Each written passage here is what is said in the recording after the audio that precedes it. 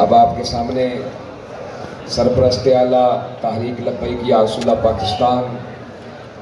استاد العلماء، پیر طریقت رہبر شریعت، پیر قاضی محمود احمد اعوان صاحب وہ دعا فرمائیں گے، اور دعا کے بعد انشاءاللہ العزیز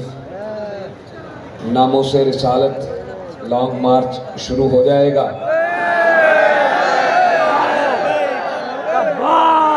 راغب دستہ آگے آگے ہوگا اور باقی سارے ساتھی جو ہیں اس لائن میں ہوں گے اور پیچھے ہوں گے،